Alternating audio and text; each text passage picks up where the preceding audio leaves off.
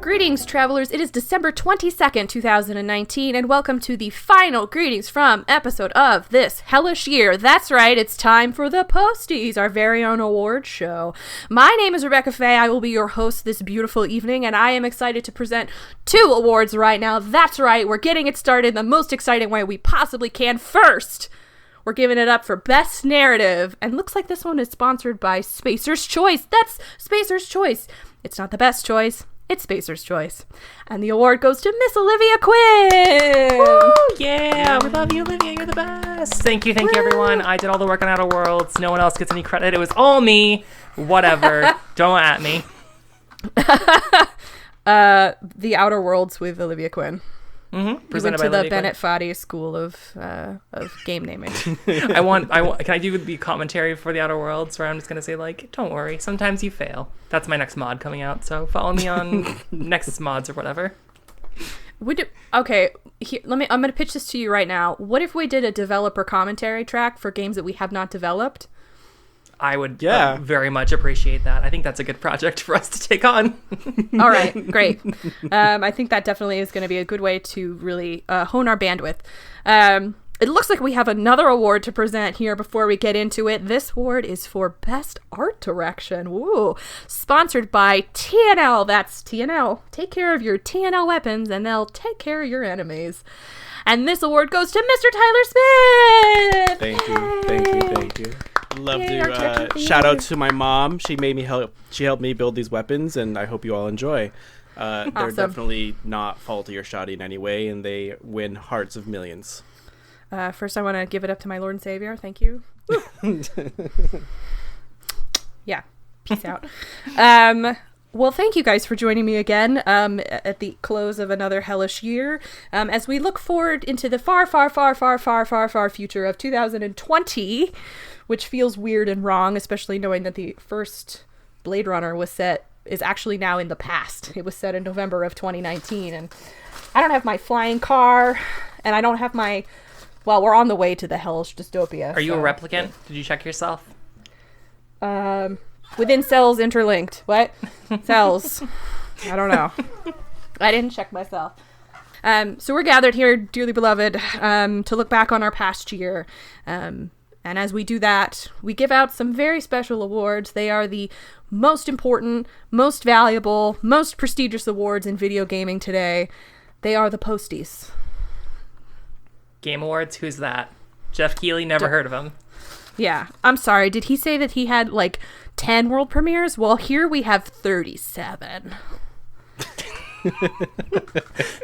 Don't ask me how we landed on that number. Took a lot of business deals. I'd like to announce my 37 new games. Welcome. World premiere. And I'm also very excited to announce that The Rock will be joining us to hand out the awards. That's right, we got The Rock. I'm sorry, you got the very adorable girl from E3 who got really excited about that ghost game, Tokyo Ghostwire. I'm sorry, we got The Rock. So, Rebecca, I just found out The Rock is not coming, so sorry. We'll just put a rock up on the podium and pretend it's talking. Okay, you said The Rock. It's just The Rock. It's fine. Yeah. Shit. Didn't say which rock. Okay, well, I guess that means that I'm going to have to be the one to read all of the categories tonight, and that's great because I already put them into a hat. I'm not going to spill them this time. That's right, I put all 12-ish categories, I think there's 12, I didn't count, into a hat. We're going to pull them at random. It's a mystery. That's the fun in it all, right? Is Gooigi going to be the first one or the last one? Or the middle one? I don't know. I think it was the middle one last time. Are you guys ready to get started? I'm ready. Yes. All righty then. Our first category. Our first category of the evening, ladies and gentlemen, is Best Replayable Game. Olivia, would you like to get us started with your best or most favorite replayable game of the year? And I think kind of the idea behind this was something you keep going back to over and over again.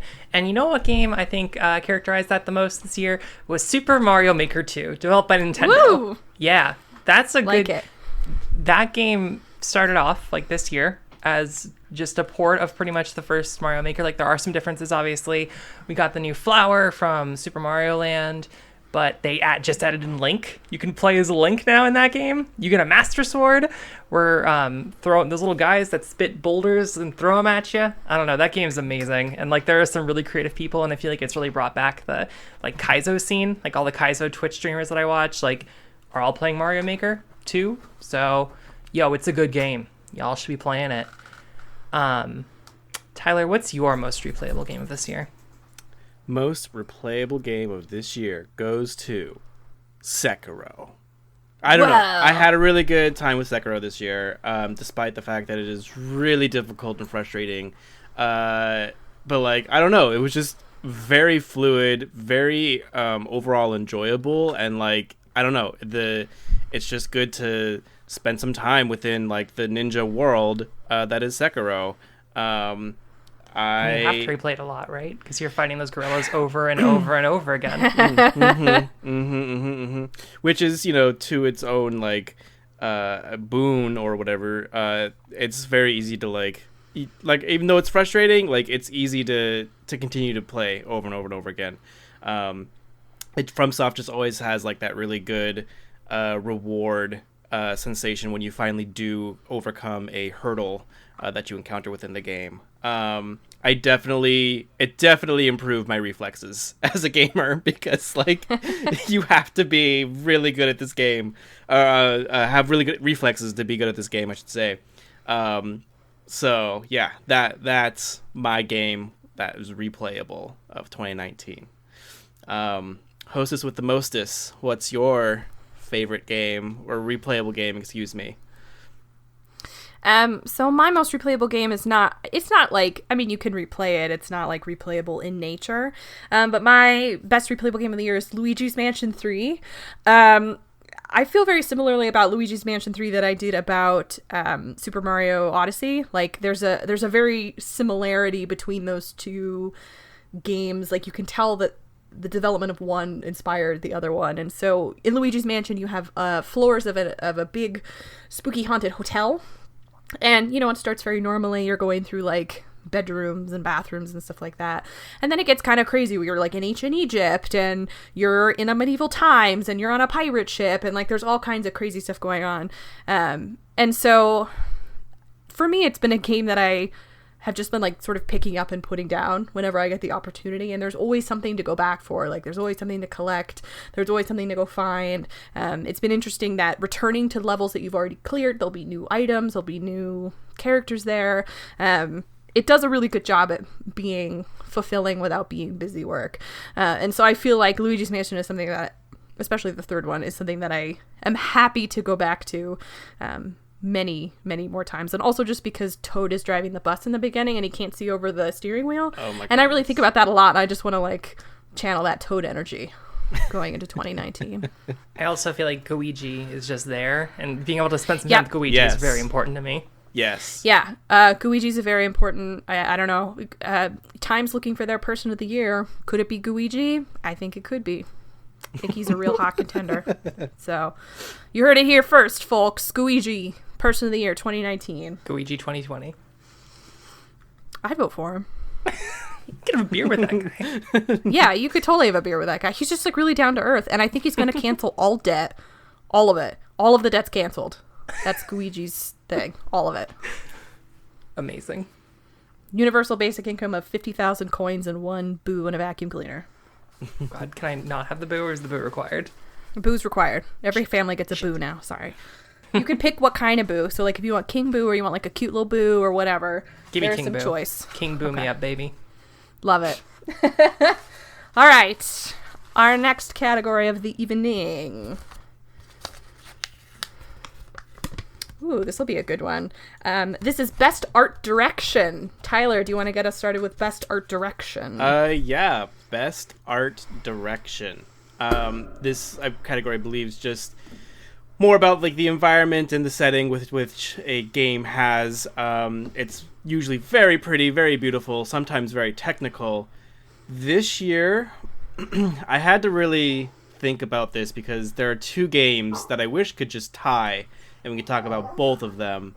But in my heart of hearts, I believe that Control this year wins Best Art Direction. It just came out of the gate so fast and hard, and it just has this sense of wonder and like, I don't know, the the architecture in that game has me, and I just love it. I don't know, like, it's cold but also like weirdly familiar and is amazing to look at. It's glorious. I can't believe it. It takes my breath away. Remedy did an amazing job on Control. They made brutalism and corporate dystopia look amazing in a way that, like, I don't expect brutalism to look engaging at all. Yes. Yeah, it has a really high aesthetic to it, and the color palette is just very strong. It makes a lot of really great choices. Yes. For sure. Absolutely. So, yeah, Control, hands down, is just, like, for me, there are many games that came out this year that also had really good art direction, but, like, Control just took my breath away, like I said. Totally. Olivia, what's your art direction 2019? I was very worried about this because I thought we would all have the same answer. So I'm hoping, hopefully we're not on the same wavelength, Rebecca, because my choice for Best Art Direction was The Legend of Zelda: Link's Awakening on the Nintendo Switch by Nintendo. Cute little baby. I know, they're like little, like, I played the original Game Boy game. And that game has a ton of spirit and heart to it. And it's just like, you use these little sprites and they really do convey emotion. And then going to the kind of like plasticky, toy-like nature of the art in the re-release on the Switch, it just really sells all of it. Like the little, like, what is the chain chomp? You get to walk around with. That's your little buddy. It looks like a little toy. You go to the little animal village and they're all just kind of there singing their little song. And it's just very refreshing and very cute. And, man. And, like, there are issues, like, technically with that game. But I think the art is bulletproof at this point. It does not look like a Funko Pop. Thank God. No. Thank God. And I love how they came out with that amiibo. That is it's a toy. I know. And he's just he's toy. Like candy painted. Oh, my goodness. Yes. Yeah, the amiibo is just, so like, cute. so good. So it made me proud to be an amiibo collector. It's a joy. Rebecca, hopefully we were on the same wavelength. What's your best art direction?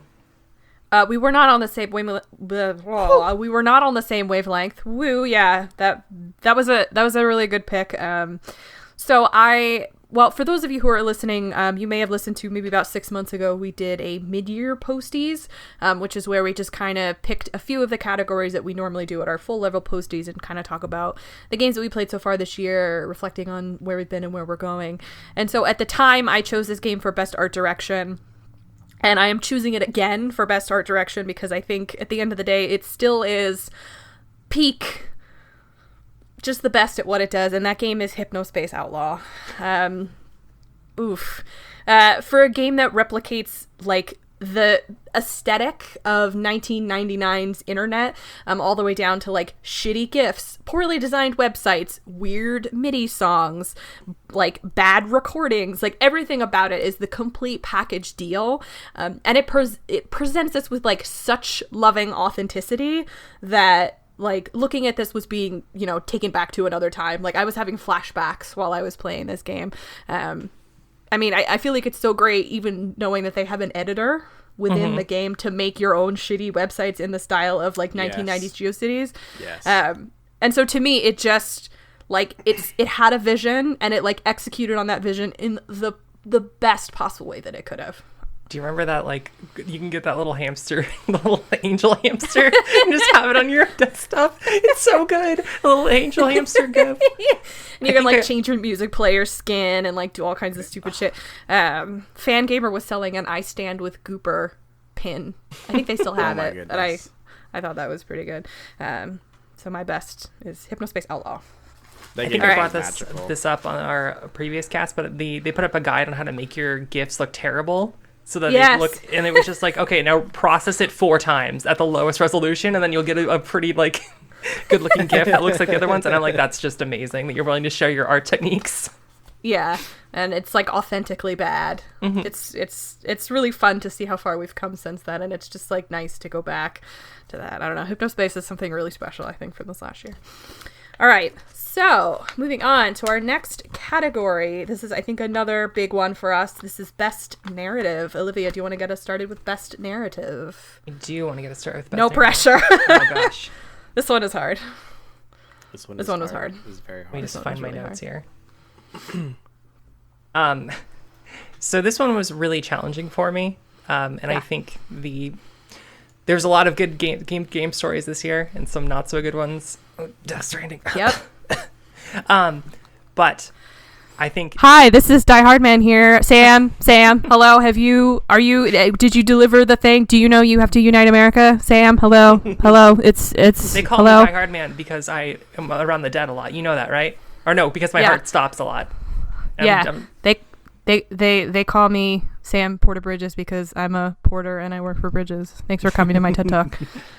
And I like Death Stranding, but fuck, that game has got some issues. Yeah, but you know what game is unimpeachable in terms of its storytelling? Control is unimpeachable in terms of its storytelling. Hell yeah, it is! I would say that the storytelling in that game is... There are parts of Control I do not like. There are parts of Control I really love. But, and the story makes it all so worth it. Yep. Just it's hard to really talk about the mise en scène or whatever versus the story, because I feel like that game is told with dream logic, and it's told with scene cuts and stuff like that you really have to kind of pay attention to that game. And I think that that's Remedy's wheelhouse, is kind of making these filmic games that tell a narrative that way. And I think Control is really the final evolution of their art, their storytelling, or the best possible version that we can get. And I think that it does stumble sometimes when it comes to, I think, the brother storyline, kind of whatever. Yeah. But the parts with Jessie in it, who are focused on her internal struggle and her relationships with Polaris and everything about that, especially the last frickin' 45 minutes of that game, are just so worth it. There's such a good payoff, and it just goes. You want to talk about lore? We got lore out the ass. we can give you so much lore. It goes across 4 games. Bring it on. So yeah, I love Control. Control's very good, very very good. Rebecca, what's your best narrative game of the year? So my best narrative game of the year was Control up until I was hit by a truck that I wasn't expecting to come out at the last second. This was sneaking in under the final hour. I don't know how else to put that. But my game for best narrative is a little game called Disco Elysium. Disco Elysium is a traditional CRPG, done in the sort of the traditional style, in which you play a cop who's terrible. And he wakes up after a fitful night of drinking and screaming and in a crazy stupor, and does not remember who he is or where he is or why he's there. And so the game is told over a series of days in which you are not only trying to remember who you are, but also your position in this world, and why the hell you're there to investigate a very suspicious murder. So the thing that's amazing about Disco Elysium is that I went into it skeptical because the game calls itself groundbreaking, and I'm nobody gets to call themselves groundbreaking. That seems crazy. However, that is earned, and earned doubly, tenfold, absolutely. So I have never played a game with such complexity to narrative choice, or the depth and consistency of vision Disco Elysium. The game kind of takes place as you are talking to yourself, so the primary conversations are happening between you and the various systems that are occurring in your head. That's things like your ability to remember things, what you know about stuff, your understanding of history, down to your nervous system. You can talk to your conscience, you can talk to I don't know, there's all these, your limbic system, and, you can talk to the void in your alligator lizard brain that wants you to just, sleep forever and become a parasite. There is so much fascinating, complexity at work, and for some reason, it works. No matter what you choose and no matter what you're doing, the world responds to you, your brain responds to you. If you love narrative, Disco Elysium is incredible. Without a doubt, some of the best storytelling I've ever seen in my life. So, please... do yourselves a favor and sit down and spend a few hours with Disco Elysium.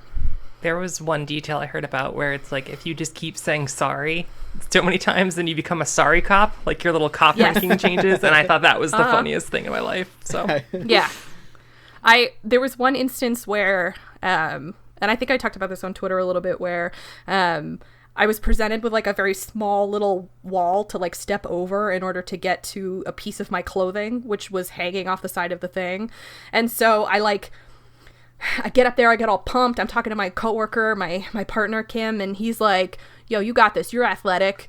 You do that. And then my character went up to the wall, had a bad roll, and like got up, stood on top of it, and then was like, what am I doing? I'm awful. I can't get over this wall. I guess I'm afraid of heights. This is terrible. And then I died because I was like so shamed that I like had like a nervous breakdown. Amazing. And I lost. That's so cool. Wow. It was really good. Can you? I'd read somewhere that it's like you could just be like, I just want to dance. Like that's like part of the game is just like choosing to dance if you want to. Is that actually true? Yeah. Amazing. Yeah, you can shake people down for money. You can like say all kinds of crazy shit if you want to. And I will say the game I think is not 100% the best when it comes to handling like gender politics. It can get a little weird. It doesn't treat its women like amazingly, and there's some opportunities to have your cop, you know, like be not straight, but sometimes it's like not presented in like the most smooth way. So I would give it some knock points for that. It's a little awkward. But I think it tries, and it tries in a very interesting and difficult way, and in a way that a lot of games don't engage. And so I feel like cool. It does just deserve some credit. So anyway, play Disco Elysium.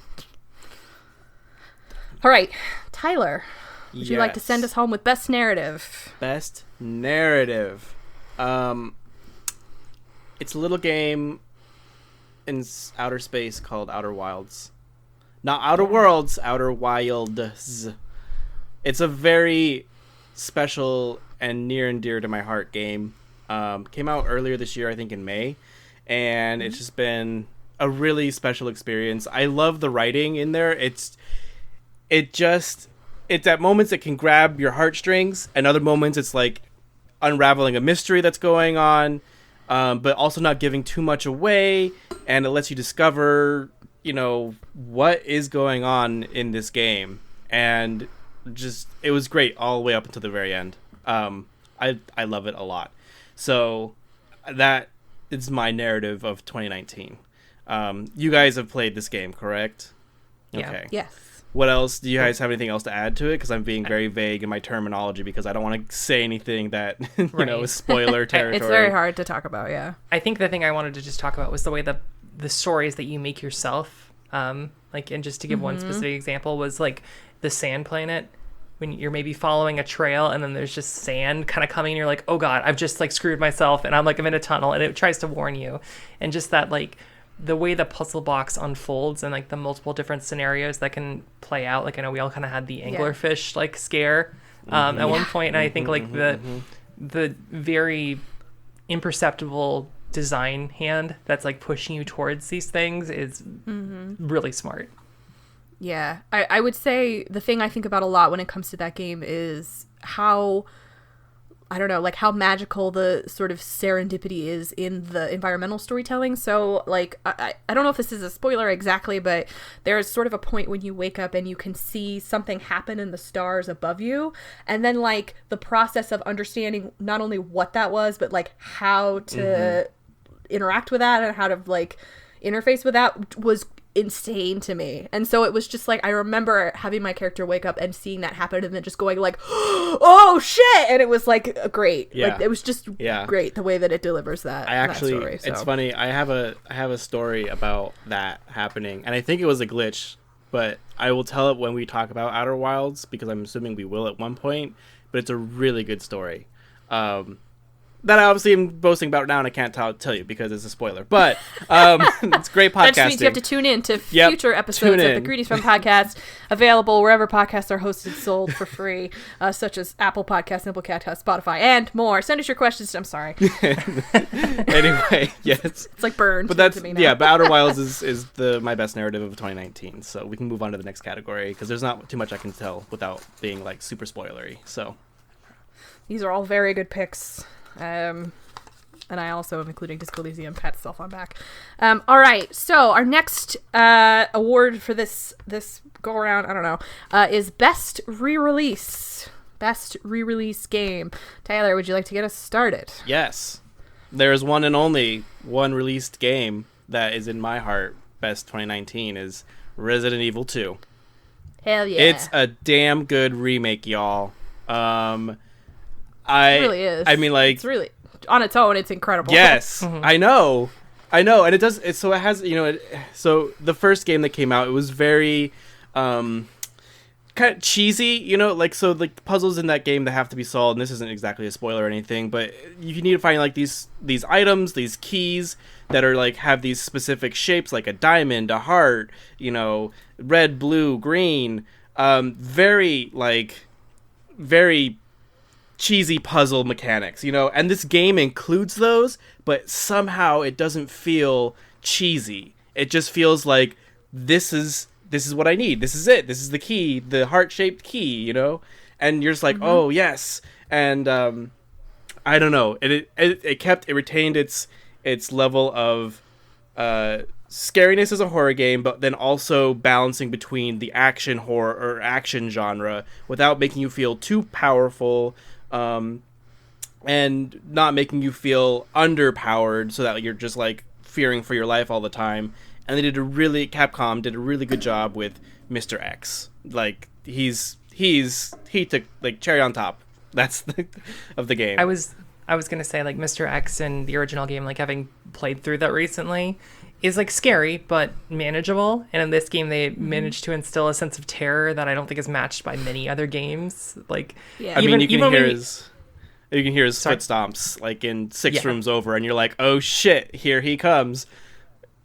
Like, and I think Lord, even after seeing like him and like with the thong mod or whatever, I'm like, he's still scary. He's still coming for me. So even as a sexy bastard, he's still scary. Totally fair. But yes, so yeah, Resident Evil 2 for me was hands down the best re-release of 2019. Rebecca, what was your best re-release? So my best re-release game of 2019 is a game that I don't know how it got a re-release. Like, I'm kind of shocked that it got a re-release.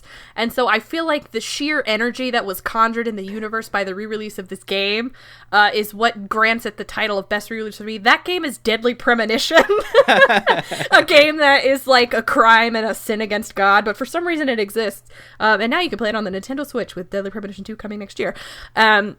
Yeah, Deadly Premonition is like it's just bad. Like, it's just not a good game, really. The combat is really mediocre, and the plot is confusing, and also just kind of like very esoteric. And there's just a lot of questions. That breakfast music is so good, though.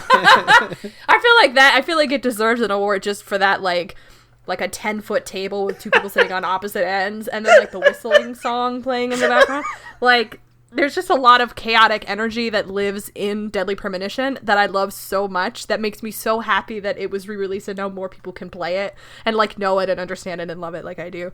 And that's all I got to say about that. Olivia, what is your best re-release for 2019? I'm still thinking about Center Sandwiches. I'm still thinking about how terrible that sandwich was. It was so freaking bad. We fucking did it, though. We said we were going to do it, and then we did it. So thank you for indulging me at the middle of the night and eating a Center Sandwich.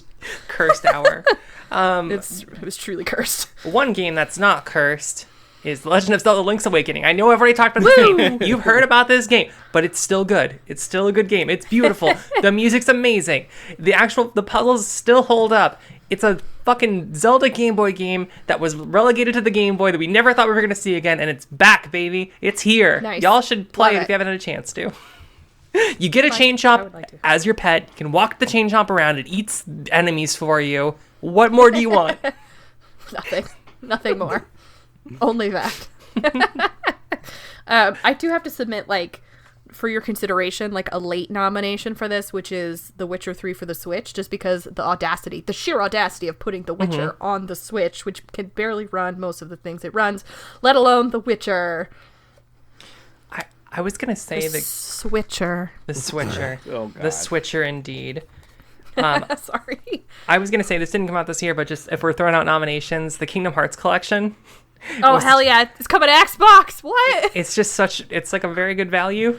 Like, it's just a lot of bullshit in one package. Yep. So if you haven't a chance to play those games, that's a really good package to do it in. That is very true. All right. So we shall move on to our next category. That category is Best Performance. Olivia, would you like to get us started with Best Performance? Sure.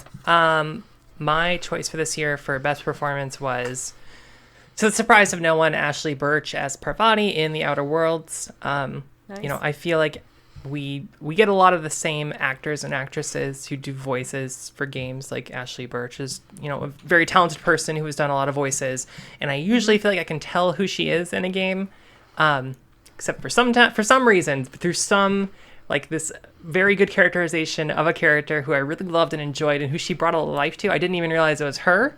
And I think that's the best compliment I can give an actor or actress. Like, they've immersed themselves so much into the role that I couldn't even realize they were like a really well-known name. And Parvati is just an amazing character who, handles issues with grace. Like, she talks about being asexual, and it's amazing. She has a really cute date with someone, and it actually made me, out of all the characters in Outer Worlds, she was the one that I was like, you're my friend, and we're going to be friends, and we're not going anywhere. I feel like there are characters in Dragon Age, Rebecca, that you've talked about, that you're like, this is my buddy. And yep. I don't really feel like, besides Garrus. Garrus is the one that I also feel this to. Yeah. Universal buddy. Mm-hmm. Yeah, but Parvati is also my bud. And we're going to be we're still best friends. It continues to happen. I'm glad that you felt this power, because I've been shoehorning Blackwell into conversations for the last 5 years with no signs of stopping. So I've really held on to the magic of that relationship. So I'm glad that you have found its equal. I understand. I understand you better now, I think, as a person and as a friend. Thank you. So. Thank you. This is rock solid here. Friendship, power. Rebecca, what is your best performance of the year? No one's going to be surprised by this at all. Sam you Porter probably could have Bridges. guessed this. Yes, thank you. I would like to give this award to Norman Reedus, who has been completely underlooked in the Academy. No, if I had to pick, I would give it to Mads Mikkelsen. But he could act his way. He could be wearing a paper bag and still be the best actor in anything. It's crazy. He's so talented. Very true. But my award for best performance goes to, with no surprise, Matthew Peretta as Dr. Casper Darling from Control. There's a lot to unpack in Control when it comes to its characters, because there's really only a couple of them that we actually meet in person. There are some that are disembodied, like Director Trench, and then there are some, like Dr. Darling, who are relegated literally only to internal hype videos. He's the darling child of the internal communications department and the marketing team, and his story is told in this really fascinating way through all of these videos that are appearing in sort of different places, and not only helping to serve as a means to tell you about what stuff is and what the hell is even happening, but also done in a way to kind of show the slow downfall of what actually fucking happened. In as much as we get to interface with Director Trench using the hotline, we really don't see how this whole thing went to shit, except through the videos of Dr. Darling, as he's kind of falling apart and as he's trying to kind of fix this catastrophic world-ending problem that is why you end up there. Oh, yeah. Also, Dynamite. Dynamite's so good. That Jesse is Dynamite. Okay, for listeners who can't see what's going on, Olivia brought up a video of we know Casper that Darling Jesse is Dynamite. dancing All right. on YouTube. Dude, we will link this in the podcast description. I just think about how that character, you're able to relate so much to that character just to the videos and all of the outtakes and stuff like that. And I feel like Dynamite could be really lame. That could be a really lame secret that someone hid, but it's not lame, because you love Casper Darling so much, and you were like, this character would do that. After he talked about what was this little neighbor of the devil, I'm just this guy's fucking lame, and I love him. Neighbor the Beast. Mm-hmm. Yeah, what I think is especially interesting too is that through talking to other characters, reading the memos from him and talking to Emily Pope, who was his sort of direct report, he was kind of awful. He was not really a great boss, and he was kind of mishandling a lot of stuff, and yet still in the process, he manages to become like one of the most likable, earnestly likable characters. And so I sincerely hope that he's happy communing with the void in another alternate reality wherever he is. So God bless you, Casper Darling. Yes. That was really, really great. Tyler, what is your best performance of 2019? Best performance. It's funny that you talked about Porterbridge Reedus. Mm-hmm. But it's actually Mads Mikkelsen. It's Mads Mikkelsen. Dude is from the fucking best Death actor Stranding. ever. Yes. I know he's not in there, like, I mean, I haven't finished Death Stranding all the way yet, but, like, he's in there a lot, and I don't know, his performance is excellent. It's, part of it, I feel like, is me just seeing someone who I really love in film and in media finally within a video game being digital. But the other half is just him being Mads Mikkelsen. And, like, I don't know. It's just... I would like him... I enjoy being BB and him being my father. Dude, out of everyone in that game, he's the only one that this might be the direction, but he's the only one who brings like an ounce of humanity to that game. Yes. Which I really appreciate. Yes. Yeah. I will say one thing I was sort of disappointed about with that game was that how much they overused Die Hard Man, the guy with the skull mask. Yeah. Because I thought he was pretty good. Like, I thought his acting was really good, and I thought he had well delivered, like, some really terse, bad dialogue. You know what I mean? Like, he acted his way through it in a way that I thought was very admirable, but I felt bad that he kept being the one that had to, like, was stuck reminding you of what the plot was, which is unfortunate because I think it was a disservice to him as an actor and also as his character. I don't mean to get on but did anyone feel like Fragile's like characterization was extremely poor, like the way that the way she delivered lines? And I think bad. Mads Mikkelsen, in comparison to that, I'm like, dude, you had some hammy shit you had to do. You had to dance with yourself. You had to drink a bottle of wine, and you made me believe it. You sold your heart out. So yeah, I think Mads Mikkelsen could have played every character in that game, and it would have been. I would have loved it. Revolutionary. Put a wig on Mads Mikkelsen, amazing. Please. I also think Troy Baker needed to tone it down a little bit. It was a lot. Yeah. That was I kind of love how just like mustache twirling he gets towards the end of that game. It's Revolver Ocelot meow. Sorry. Meow. All right, shall we move on to our next category? They're all sticking together because they're Post-it notes. All right. Our next category is Best Sound Design and Score. Olivia, do you want to get us started for Best Sound Design and or Score? Yeah. Best noises. I feel like you touched on this when you talked about the game's like the best art direction, and I feel like Hypnospace Outlaw fucking brings it to the wall. Mint. Balls to the wall. Mint. Oh, absolutely. So good. Do you know how often I'm singing Granny Cream Hot Butter Ice Cream? Nearly every day. Hot butter. Mix it with ice cream. And then like all of the like, you know, I think there's a part in that game where it's like, here is the like musicology of like what is it, like Freeze Core, something like that. Like there's some like fake genre, like that's just like, here's all the fake genres and the history of the fake genres in our discography, and like it's very 90s online person, and I didn't think I needed that. I didn't think I could see so much of myself in one game, and then it was given to me on a silver platter. And man, and like even the little noises, like the antivirus just shouting at you over and over again. And it's like, it's just so funny. That game is hilarious, and everything about it is just so good. Please play Hypnospace Outlaw, please. It's such a good game. I don't think there's anything I can say except for that it's like it's 90s nostalgia in a bottle, 90s online nostalgia in a bottle. So yeah. Tyler, what's your best score? Yes, best score. I had difficult decision choosing between 3 games that came out this year because each of them in their own right kind of deserve this award, but in the end I think Sayonara Wild Hearts wins over the other 2. Wild Hearts. Every level in that game, the song just fucking slaps. Like totally. Like I don't know how you can come out with 19 pop bops, but like you did it. I think Daniel Olson was one of the main composers. It was him and a few other people who worked together to produce these songs, and like, dang, they're so good. I can't even begin to describe them. It's just, they're very joyous. Like, every level is just a fun time, regardless of what's going on within the game. And like, totally. I don't know.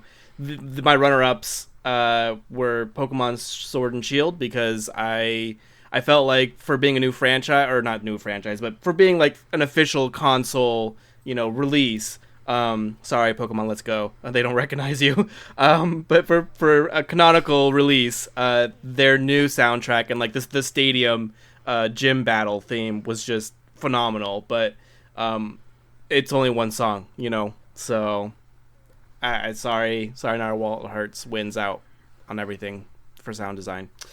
Totally. Rebecca, what is your best sound design 2019?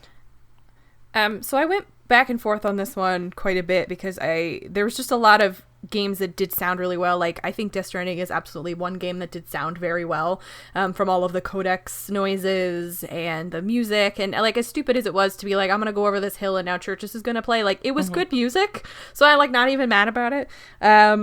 I also hovered around on Later Alligator, which had some real bops to it. It had just some like really sweet and adorable cartoon music that I enjoyed listening to greatly. But I think after sort of fighting with myself on this one, like, Disco Elysium has really good music too, sorry, just have to tell you that, but I think after fighting with myself the most, I landed on Eep Out. I think was undeniably some of the best sound design and music of the year.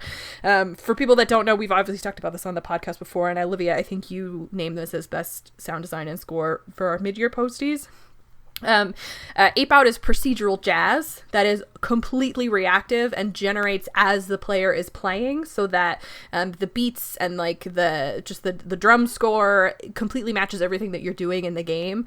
And so there's never like a consistent soundtrack, because it's always being responsive to what you're doing. If you're like throwing guys into walls, or you're getting shot, or you're like beating stuff down, I don't know. And it's such like a great like pump up game that I love sitting and playing it just to like hear those like really fast drum beats, and like, I don't know, it's like the perfect marriage of gameplay and sound, and gameplay that is absolutely enhanced by the music and in the sound design. So Ape Out is awesome.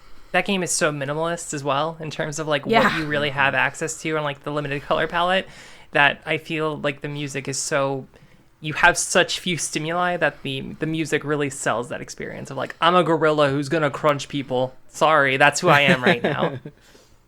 Yeah, absolutely. It's just good. I mean, even for an art, like best art direction, I think it deserves a nod for that too. Yeah, that was my runner-up. It is the complete package. All right. Shall we move on? Yes, I wanted to call out, since you brought up Death Stranding, that Pop Virus is one of my new favorite jams now. Like that. Oh yeah. That track. Yeah, I will go around and change all the little like buildings to play Pop Virus whenever I have the opportunity to. So that's what I do with my free time. It's really good. Like I love that one Low Roar song that I'll Keep Coming that they put in one of the. I don't know why. I just think that song is just really a real banger. It's very good. All the music is very good. It's a good music game. There's some really good music this year. All right, so our next category is the honorable mentions category, and so this category is games that we did not get to play in 2019, but we would like to have played, and that we think we may have put them on our GOTY list had we been able to play them when they released. So Tyler, do you want to get us started with your honorable mentions for 2019? Yeah, I'll give you 3. The one that I really want to play is Observation. I've heard a lot about this game. It's kind of a sci-fi thriller, not necessarily horror game, but because it is kind of like an isolation game, it feels a little horror-ish at time. And I just wanted to play that game. I feel like it would do really well. The other game would be Untitled Goose Game. And I have not yet been able to play this game. I don't know why. So I know I'm missing out. I've seen all of the news around it, all of the like little tidbits of gameplay. It seems like a game that is just right up my alley. And then I really want to get into Disco Elysium as well, which you've talked about, Rebecca, so I don't have too much to say about that. But it just seems it's a RPG in a sense, and I just really want to see what it's about because it's supposed to be completely different from any other RPG that people have played, or would think of an RPG as being an RPG. So I just want to see what that is all about. So those are like Totally. a few that I really want to get into this year that I haven't had yet. So. Rebecca, what's yours? Honorable mentions. So my honorable mentions, Observation is one of mine as well for the same reasons that you mentioned. I started it and didn't finish it. I didn't get to go back to it. So I feel like I did not give it its due. So that is high on my list for 2020 for games that I want to really sink my teeth into and spend time with. Because it is fascinating to play the AI, and have somebody telling you what to do and like just being a button prompt. Like I think the way that it communicates the story is really fascinating, and the way that it kind of switches up the gameplay is really interesting. And so I definitely would like to spend more time with it. Another game that I also started and did not get to finish because this is like the story of my life. I got really in deep at the end of the year and was like, I got to touch everything. And then of course I didn't finish anything. But that game is Mutazione. Oh yeah. It's on the Apple Arcade and it's also on PS4 right now. It's a little game in which you go back to an island that your family used to live on that is full of mutants. And it's a little bit of a soap opera where you're involved in a lot of their drama and you build really sweet little musical gardens and there's some like supernatural forces afoot. And it was really nice the time that I got to spend with it. But again, I did not give it its due. And then finally, Telling Lies. I did not touch this at all, but I really enjoyed her story when it came out a couple of years ago. And so, like, I'm really interested to see, like, I've heard such good things about it, and it seems like this really elevated that genre and really kind of elevated the means of telling that narrative. So I really would love to spend some time with that one. Olivia, what are your honorable mentions for 2019? I got a couple of them. Quick Nice. Fire, Crosscode. That game came out in 2018. I've heard nothing but good things about it. You're simulating like an MMO, but it's a single player game. And it was originally an HTML5 game that got ported to Switch. So I would really like to play that. Cool. Astral Chain. It's a Platinum game. Yeah. Platinum Brawler. It seems like it's a Nintendo published joint. It's very anime. I like anime. I like Nier Automata, and this gave me some vibes about that, so I would like to play that. River City Girls, which is it's a sequel to River City Ransom, but more focused on the ladies. Just seems like a really fun brawler that's also on my list. Fire Emblem Three Houses, didn't get a chance to touch that. It's Fire Emblem. You get to have tea parties with people. You're trying to take over the world, I think, or something. It's about imperialism / the monarchy. Disco Elysium, already talked about that. Sayonara Wild Hearts, I watched a little bit of that last night. That game looks fucking awesome. It sounds amazing. Awesome. Yeah, it's so amazing. That's on my list. And finally, Slay the Spire, which I've had installed for 4 months and haven't started. I played it for 5 minutes and I was like, I'll come back to this. Never did. It looks very good. That's totally. Oh, and Wargroove. I have Wargroove installed as well. Never got a chance to go back to that. So it's like what is that game? Advance Wars. Like Advance Wars, but not Advance Wars. So thank you for my honorable mention minute. One thing do you guys still subscribe to the Apple Arcade or no? Yes. Or did you ever? I do. I never did because I don't have an Apple device. Okay. Oh, okay. Sorry. Never mind. I was going to recommend playing Grindstone, which is just fucking awesome. Grindstone. Like I keep finding myself like sinking into that. Like I have narrative games installed that I'm like, I wanted to play through NeoCab. I don't have time, and then I'm like, guess I have time for 6 hours of Grindstone. Go steal Ruby's iPad and play some Grindstone. Show her what's up. That was It's good. Grindstone was a runner-up for like most replayable game. But I was like, like I don't know, I'll go Sekiro. So it's the Cappy, the newest Capybara. Cappy joint. So anyway, all right. Y'all ready for this? Bum, bum, bum, bum, bum, bum, bum, bum, bum. It's Goaty. Oh shit. Yeah, Olivia, would you like to get us started with your game of the year? I'm very worried we all picked the same game. I think we probably did. That's okay. Y'all heard of a little game called The Outer Wilds? The Outer Wilds is very good. We've talked a little bit about The Outer Wilds, and I don't know how much we want to get into it because I feel like a lot of the the goodness of that game is unpacking it, is going to this world, this clockwork world that is on a repeat timer. Every 14 minutes it resets. I believe it's 14. It could be a little longer. 22. I'm not 100% sure. 22. Thank you, Tyler. Every 22 minutes it resets. And you're not really given a lot of direction besides, hey, go find these other explorers. And even then, it took me a little bit to get on the critical path of that game.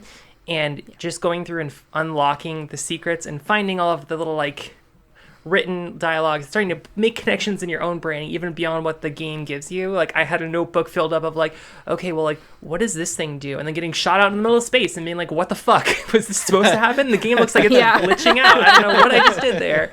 Totally. And then just, I had a couple times where I was like, well, I'm out of time. I guess I'm just going to watch the sun explode. And that was a pretty cool experience of just sitting there being guess like, I'll die. Yep. And I think Tyler and I shared a similar experience where it's like we left the planet, we flew right into the sun and died immediately. That was the first thing that happened. Done that. And I was like, I did get stuck behind some barrels and had to wait out the cycle because I couldn't get out. So I did do that. Oh, I also found the secret ending where if you just jump in the ghost, what is the ghost stuff? The ghost cloud or whatever it is on the homepage, on the home world. If you just jump in there and die before you meet the statue, the game ends. It's game over and gives you it gives you credits. Beautiful. Yeah, so I don't know. I think the way that story unfolds and opens up, and like I said, I don't really want to talk too. The coolest parts of that game are things that we cannot talk about. If we do talk about, it's going to ruin the experience for other people. But I guess the only thing I could say is you need to play this game. Rebecca, what's your game of the year?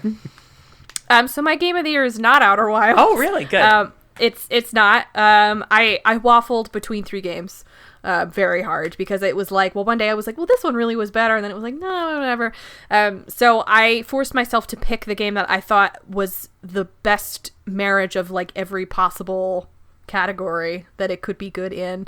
And so for me, my game of the year is Control.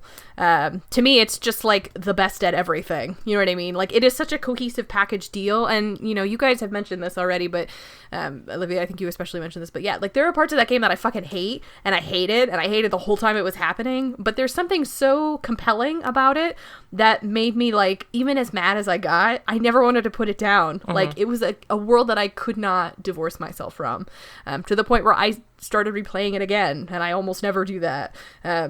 I think I know the map general layout of the Foundation better than I do. Not the Foundation, but the oldest house better than I know, like, my own neighborhood. I just got, like, so ingrained in, like, going back and forth and moving around and moving through the whole space. Married with obviously amazing art direction, amazing sound design. I think the gameplay is spectacular. It had every opportunity to be a waist high cover shooter, and it was like, fuck that, we're gonna have some magical powers and floating stuff. And as a package, I think it just feels immensely satisfying. It's so good. I'm like so happy that this game exists. Y'all remember the mirror boss fight? Yes, that's like one of my high points of that game. It's just like finding a Sej or whatever, however you would pronounce her name. It's just chef's kiss. Yeah, it really is a good game. I feel like I have this thing that I do where I like will get really, really, really into a game, and then that game will be like everything to me, and I will ignore all other things for that game, and then I eventually get over it, and then I play games, and I'm like, wow, do I just not love games anymore because everything feels so mediocre? And then I find a game again, and I'm like, yes. So for me, last year that game was God of War, and this year that game is Control. So I hope I keep loving it forever.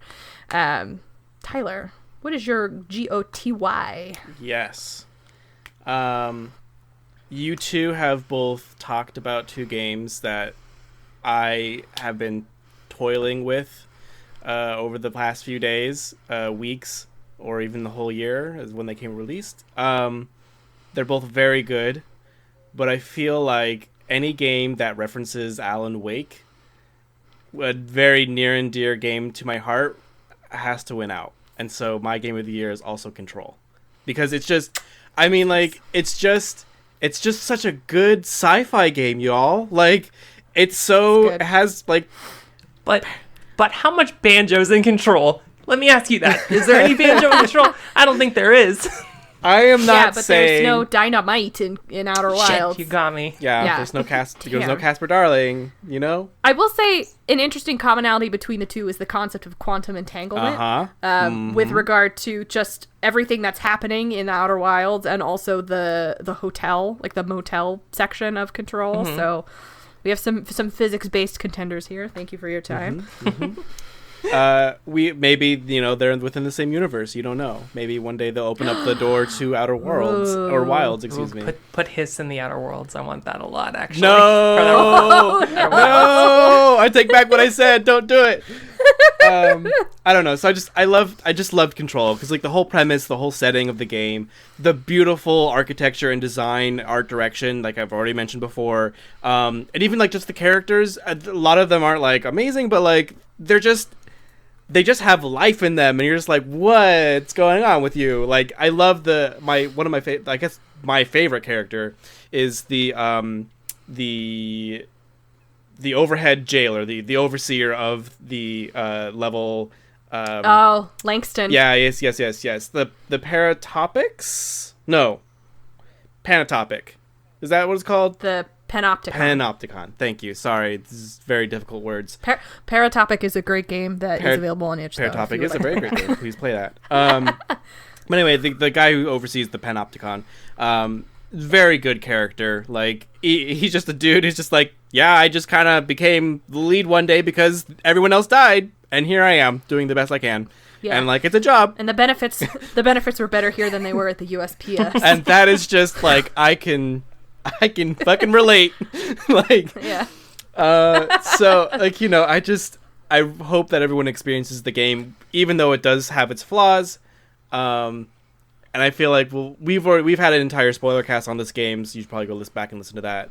But like, yeah, Control is my GOTY of this year, 2019. So I really am looking forward to the DLC and where they take this genre, and I hope it never dies. Please continue to add to this universe.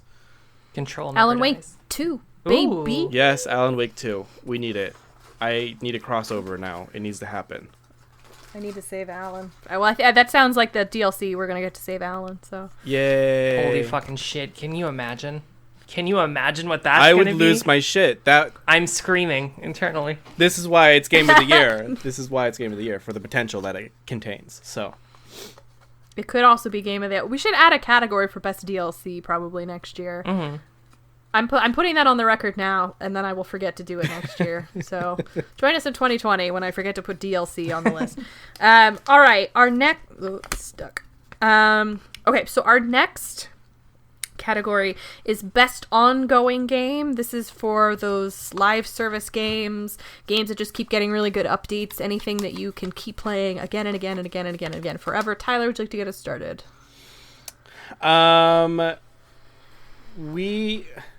I'm sorry, one more time. What was the category? Because I was so enthralled with Control. Oh, it's okay. Old game. It's Best Ongoing Game. That's right, ongoing. Yeah, ongoing game. So we were able to play a game together this year that I really enjoyed, and it's Remnant from the Ashes. Wait, shit. Oh yeah, see if Captain Briggsy rides again. I mean, like, rides eternal.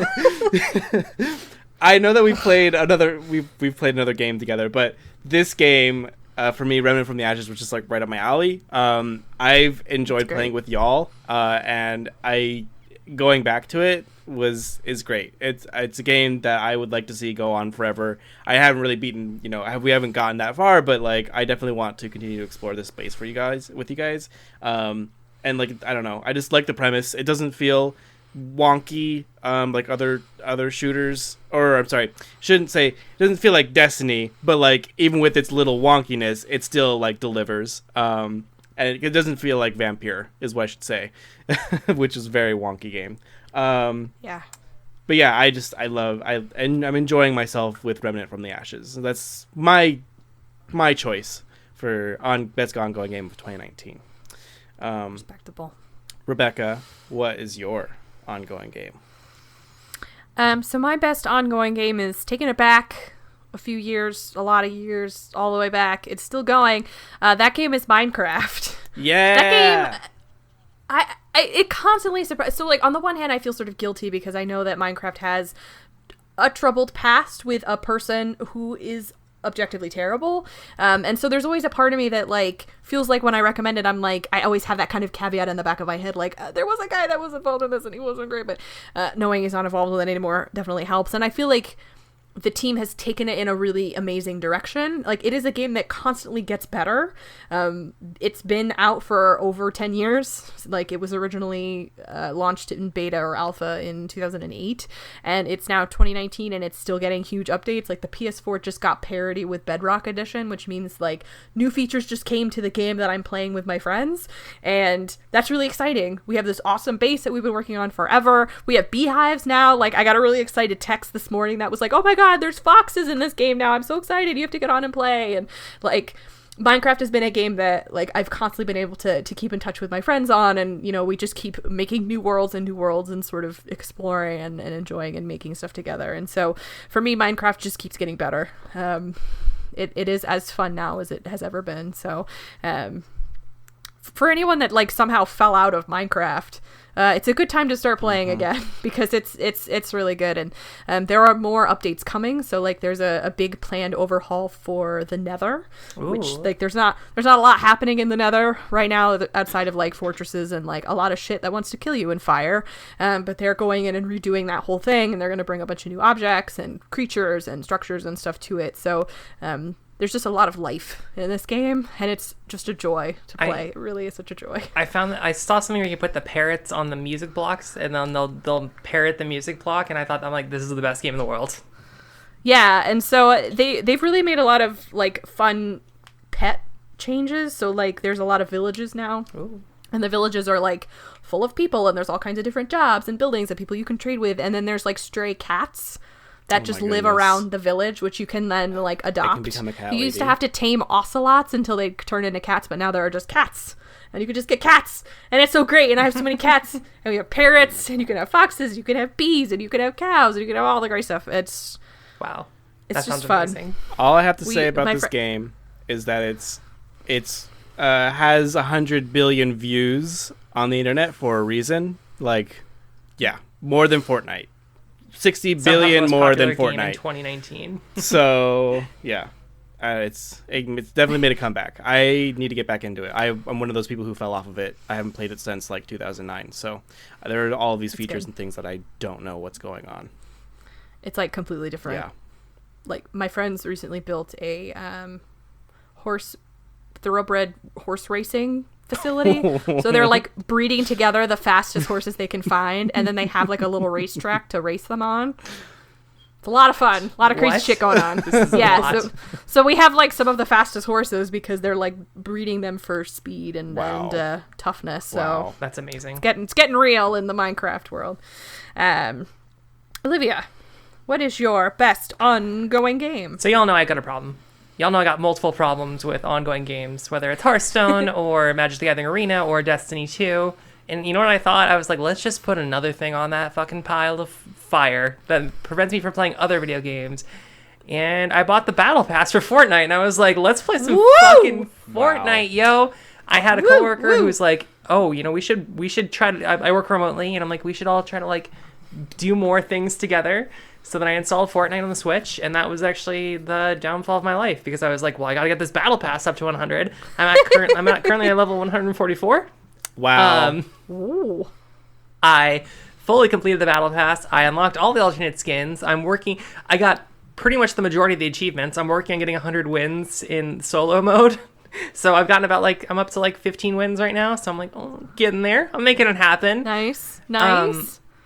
And I don't think any conversation about Fortnite can be had without talking about that there's like extreme crunch and labor issues at Epic, which is problematic. It's pretty bad. Also think some games like Hearthstone have had a pretty bad year this year. Yep, so nothing is untainted in capitalism. And so that's how I justify myself playing more Fortnite and being like, I gotta unlock this Battle Pass. But the amount of features and new shit they're adding to Fortnite is unmatched by any other game. Like I play, and of course, like Epic is a engine maker, they make Unreal. They're the people who provide the support for it, so of course they can add it at a faster pace than anyone else. But the changes from season to season this year have been insane. Like hey, we're just gonna destroy the entire map, restart. We're gonna add actual swimming to the game. We're going to add boats to the game. We're gonna add take away a sword, add a sword. Add in a single player mode where you're gonna fight a giant, or not single player, like a PvE mode where you're fighting a giant Storm King, who's raining hell down upon you. And that game has transcended being a game. It is more of just a chat room between me and other random people that I like to play with. And I think that's a powerful tool to come back to. Totally. Fortnite's terrible. It's got lots of issues ethically, but there's something very compelling about that game. Love it. You guys, I also learned how to do the floss this year, or was that last year? I can floss still, so that was inspired by Fortnite. Yay! So, yeah. It's never too late to learn how to floss. I actually, if it makes you feel better, I've decided to teach myself how to floss, and so I was practicing in front of the mirror just so that I could floss. I've never actually used the floss. I can help you. But I know how to do it. We can do it together now if you want. Okay. Rebecca, right. I wanted to say, you also brought up that you were having trouble building in Fortnite, and if you use the Pro Builder mode, which lets you map everything to the triggers, it's a lot easier. So is it? Okay. Play some Fortnite Maybe together. We can make that happen. Yeah. Mostly, I was really good at hiding. That was my skill. So there was a match that I won literally because no one could find me. That's pretty good. I think winning a game in Fortnite. Somebody quit and they were like, "What?" They thought it broke, and then it was victory. And it was that feels really nice. I think there's not a lot of feelings. Maybe it's just because I'm getting old and I don't do well at video games anymore. But winning that match, I was like, I am a god. No one can touch me. So, and that's an experience you don't really get to have that often. I think that's totally fair. Totally fair. I'm ready. 2020 is the year of Fortnite, baby. We still haven't played Apex Legends. What are we doing? I know. I feel bad about that. We could be out here playing Apex Legends. Well, we do have a series called Pen Pals, which you can watch sometimes on Fridays when we stream on Twitch. Pen Pals, that's where we play multiplayer games together. Yeah. Come on down. All right. So, our next category is... We never really decided what the name of this category is, so I wrote both options down. That is best level design / best moment. I think those can sometimes have equivalents depending on the game. So Olivia, would you like to get us started on your best level design / best moment? Yeah. This was challenging because I think we kind of pitched this as hey, what's the Clockwork Mansion from Dishonored 2? Mm-hmm. What's the equivalent experience there? And I thought a lot about it, and I was like, the quaint British town from Untitled Goose Game is almost the... It's good. It's a very similar experience where it's it's nothing like that. But I really enjoyed that level because there are things that you can do in that game, such as honking a young boy into a phone booth and locking him in there. Yes. That just are unmatched by other games. Or when you pick up the radio and leave it and then are remotely honking into the radio to lure someone away so you can steal their stuff. Or it's just pure joy and fun and I don't know. I know Goose Game has already been celebrated across our culture. It's been the great bringer together of our times. But that, the first level is cool. The first level introduces you to the concepts of that game, but there's not multiple actors on the field, whereas in the second level, the Quaint British Town, you're actually facing off against multiple people. Do you remember when you go into the AV shop and then you're honking at the camera? It just has all the and you're on the on TVs in the window. Yeah. And I'm just the fun in that game is unlocking the weird moments and unlocking oh, I can't believe this game let me just steal all of these weird knickknacks and run away with them as a goose. I think that level was really the encapsulation of what that game is. So, Rebecca, what's your best level design / moment? So I can't talk, so I've gone back and forth again on this a lot because I think, when we talk about control is made up of good level design. And so it's a very strong contender just on its own merits for great level design. Mm-hmm. But the one that I keep kind of orbiting around, not to use that pun, but the one that I keep going back to, and the one that I cannot talk about in like grave detail, is the quantum moon from Outer Wilds. The whole concept of the quantum moon, like getting there, navigating what you find. I obviously don't want to go into detail because I feel like that's a huge spoiler-ish of like a really fun mechanic, but it just felt like an incredible culmination of all of the parts of that game. And it's completely optional. Like, you really don't have to go there. You really don't. It doesn't really matter.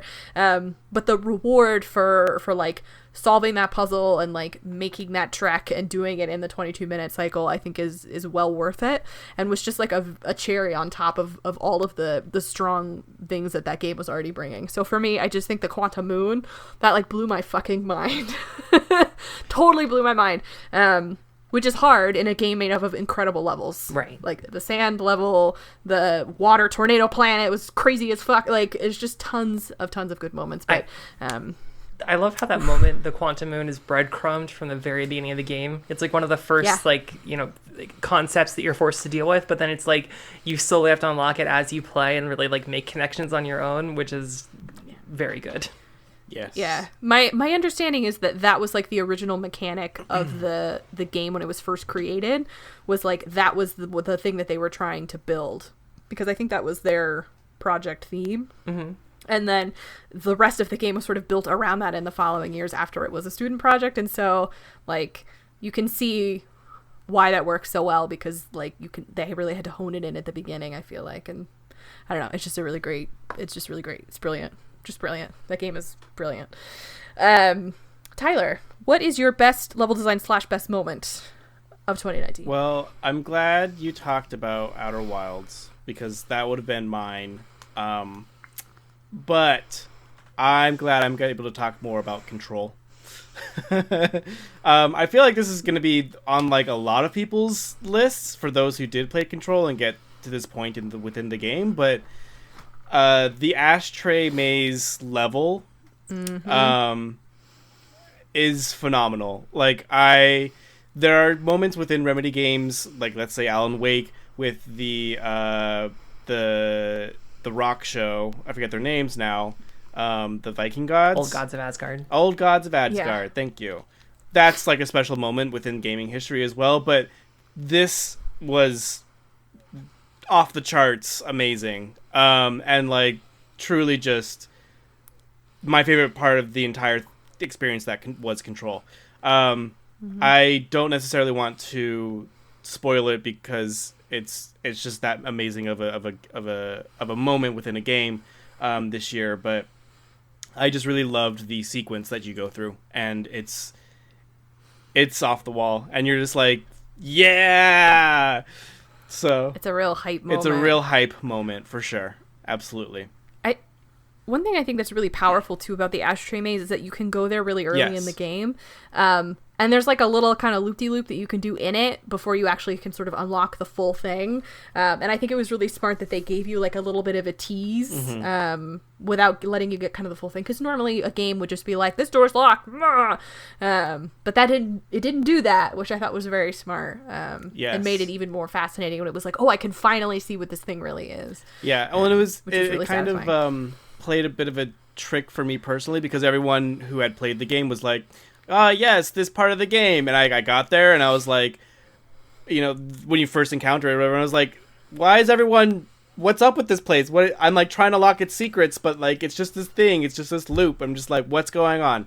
Why is everyone like losing their mind over this? And then, later in the game, it gets different. It goes in a different direction. But it was great.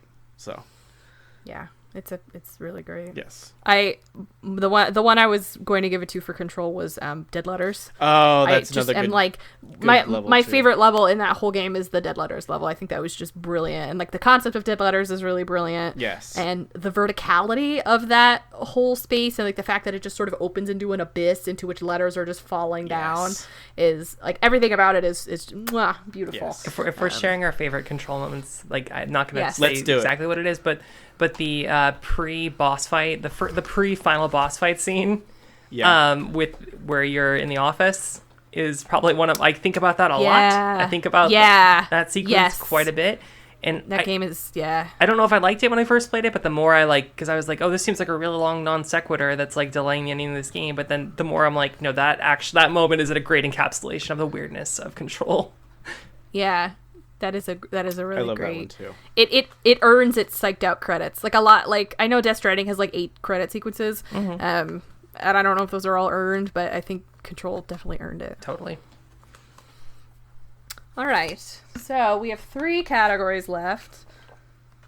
Yes, that looks right based on my list. So I wanted to make sure I didn't not write one down.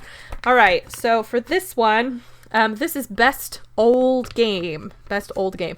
So this is a game released prior to 2019 that we are loving. It could be as old as you want. Whatever really spoke to you this year that's old that you keep going back to. Tyler, would you like to get us started? Yes. So last year, my best old game was Hollow Knight, which was like everyone's goatee on 2017, I believe. That was the year it was released. And this year, I got the joy of playing Hellblade Senua's Sacrifice. And so that being also a goatee of 2017, it wins goatee, or not goatee, but best old game of this Posties this year in 2019. I really enjoy that game. It is so well done. I think I talked about this on our mid Posties. I think it was a game that I talked about, but like it's just really good. I love it. The acting is phenomenal. The setting is strange, but like it makes you want to like keep diving deeper into hell. And I enjoy the game thoroughly. It's quite the experience. I know you have. Game is really incredible. Yeah, I know you have a lot of strong feelings about it, Rebecca. So it's a good game that everyone should play. It's a really really good old game. Yeah, it's really amazing. Olivia, what's your best old game? My best old game is a little game called Super Smash Bros. Ultimate. Woo! I don't know what your guys' experience is with Smash Bros, but I played a lot of it in high school and then kind of fell off, picked it back up at the 3DS, and then this has been like the first one I've actually been there from the start, like been there from the launch to play it. And I've been trying to work on my like actual skills as a fighting game player. I don't have any of them. I'm terrible at fighting games. This is technically, I don't think, not even a real fighting game, but it has been teaching me things. I have learned how to do combos. I have learned how to do like kind of you can go onto the stage and jump back up, and it's been a very technically enriching experience for me. And they keep adding weird characters. We got Terry from Final Fight, which I've never played a Final Fight game before. I don't know who the fuck Terry is. Why not? Yeah, we got Joker. We got a lot of weird characters that I've really been enjoying. And that game is just fun. I 100%ed it. I got all of the things. I've been working on getting all the spirits. I've been playing online, so I think that there is a lot to that game. And a Smash Bros. Game is designed to last an entire generation. And if you haven't had a chance to pick it up, you should probably pick it up and play it, and we can fight online. And I'll take your dad because I'm good now. What's up? I will hand you your entire ass. Well, who do you guys main in Smash Bros? It's a toss-up between Kirby and Pikachu. Pikachu's good. I didn't realize how good Pikachu was until I was... Okay, other aspect of this, I got all the amiibos, and I realized you have to train the amiibos, and I have to justify that purchase to myself, so I've been training every single amiibo, which means learning all the characters. Oh my God. And I'm about halfway through, and Pikachu's pretty good. Rebecca, are you a Peach main? You Bayonetta? Yes. Okay. Wait, how'd you know I was a Peach main? You have the Peach amiibo. Don't worry, I keep an amiibo dossier and everyone I know. So that's true. I do have the Peach amiibo. The only other Smash Brothers amiibo that I have is Simon Belmont, I think. Simon Belmont's a good amiibo to have. Yeah, it's pretty good. I'm a big fan of the terrible game Simon's Quest, so I felt like I had to have it just because I love Simon so much.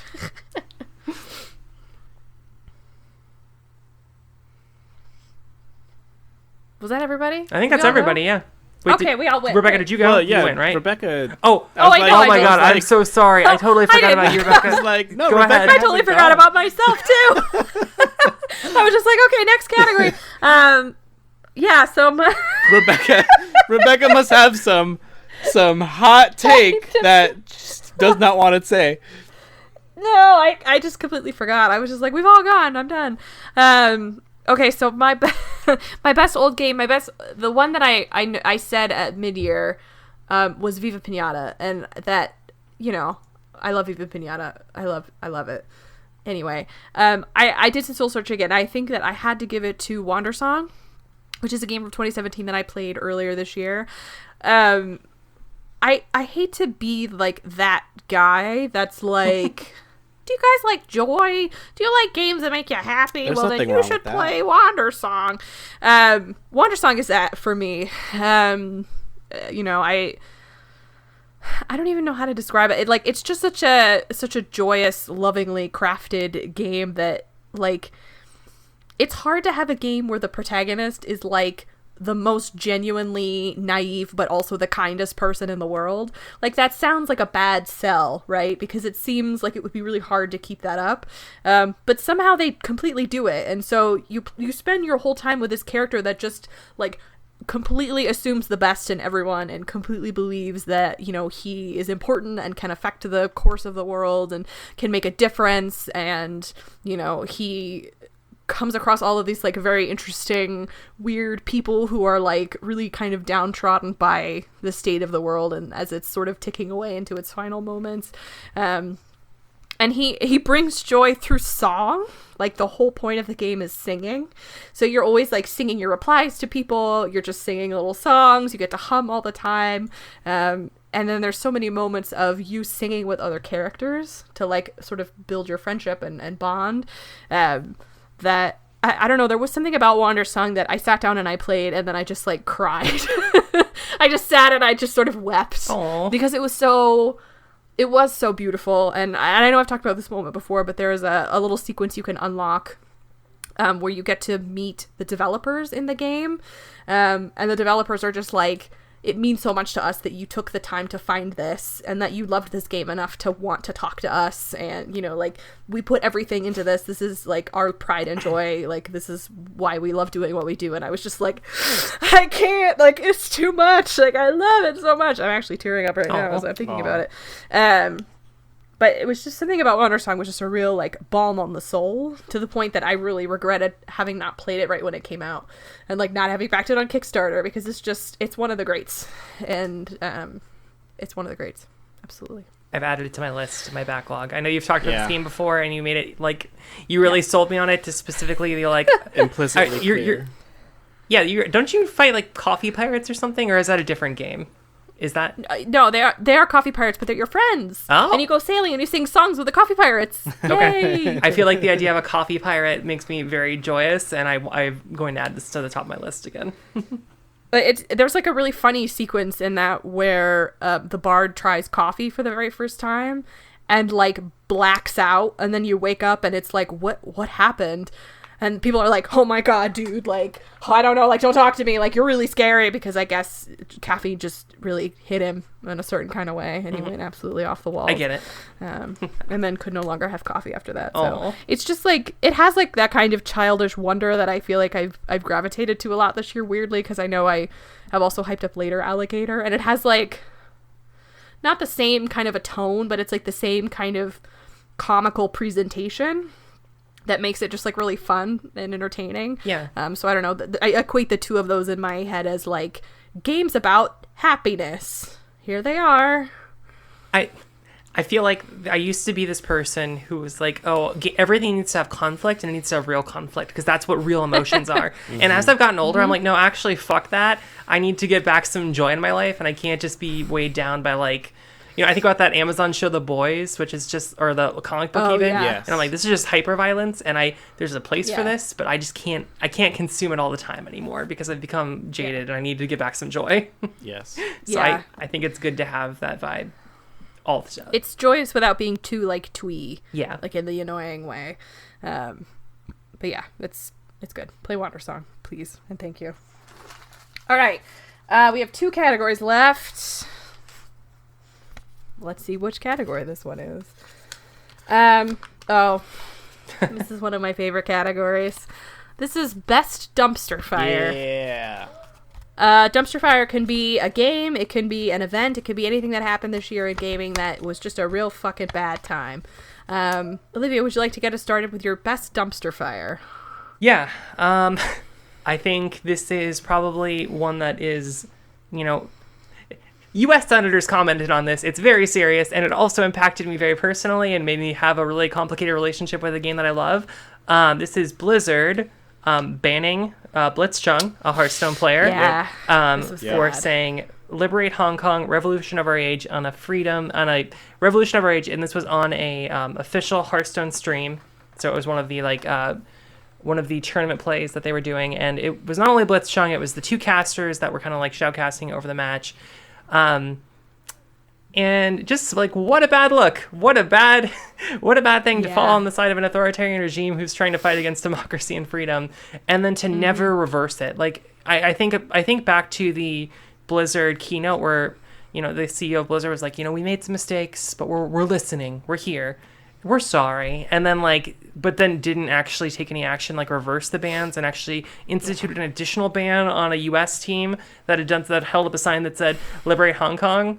I understand that Activision is a giant company and that Blizzard is also a giant company, and they print money and that's their sole purpose, and that ethics don't have any place in their mind, ethics don't have a place in their games, but just completely ridiculous. And every comment by leadership saying like Bobby Kotick, for example, I think saying something along the lines of like, we don't want politics in our games, which is impossible and just a very cowardly position.